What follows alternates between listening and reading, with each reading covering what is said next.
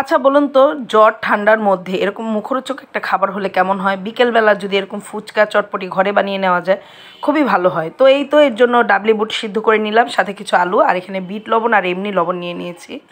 এখানে হচ্ছে চটপটির মশলা আর জিরার গুঁড়া আর চিনি, আর টক জলটা আগেই বানিয়ে নিয়েছি, তেঁতুলের টক আর লেবু মিলিয়ে ধনেপাতা দিয়ে করে নিয়েছি। আর এখানে যা যা প্রয়োজন আমার মানে ফুচকা বা চটপটিটা বানাতে সবগুলো নিয়ে নিয়েছি। এখানে একটু টক জল দিয়ে তারপর হচ্ছে এই সব মশলাগুলো দিয়ে সুন্দর করে আলতো হাতে মেখে নেব। তো এই মাখাটাই নাকি ফুচকাওয়ালা মামারা যে মাখে, সেই মাখাটার মধ্যেই নাকি সব স্বাদ। তো যাই হোক, আমিও খুব সুন্দর করে মেখে নিয়েছি, খুবই ভালো হয়েছে। বিকেলে একটা সুন্দর টিফিন। দেখা গেছে বাচ্চারা বাইরের ফুচকাটা ওই রকম খায়, যেটা স্বাস্থ্যসম্মত না। তো সবসময় তো আর ঘরে করা যায় না, সেজন্য বাইরেই খাওয়া হয়। মাঝে সাঝে যদি ঘরে এরকম করে দেওয়া যায়, খারাপ হয় না।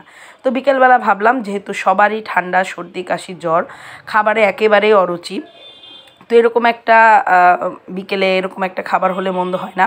ঘরে ফুচকা ছিল, সে ফুচকাগুলো তেলে ভেজে নিলাম। তারপর যদিও ফুচকা ভাজাটা তোলা হয়নি, তো যাই হোক, এই তো সুন্দর করে একে একে সব ফুচকাগুলো করে তারপর হচ্ছে সাজিয়ে নেব। তো এরকম বিকেলবেলা দেখা যায় আমাদের এটা মানে এটা ওটা খেতে ইচ্ছে করে, তখন বাইরের থেকে, হ্যাঁ অপশন তো অবশ্যই আছে, বাইরে থেকে পছন্দ মতো খাবার নিয়ে আসা যায়। সেটা যদি ঘরে বানানো যায় একবেলার জন্য, খারাপ হয় না।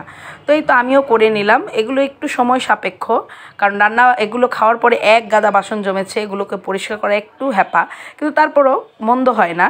মাঝে মাঝে হঠাৎ এরকম বাচ্চাদের করেই দেওয়া যায়। তো এই তো আমার একটা প্লেটার মানে করে নিলাম, যদিও ফুচকার পরিমাণটা কম হয়েছে, তারপরও খেতে ভালো হয়েছে। আজকে ভিডিওটা এই পর্যন্তই। ভিডিও ভালো লাগলে অবশ্যই লাইক দিবেন। Tata, bye bye.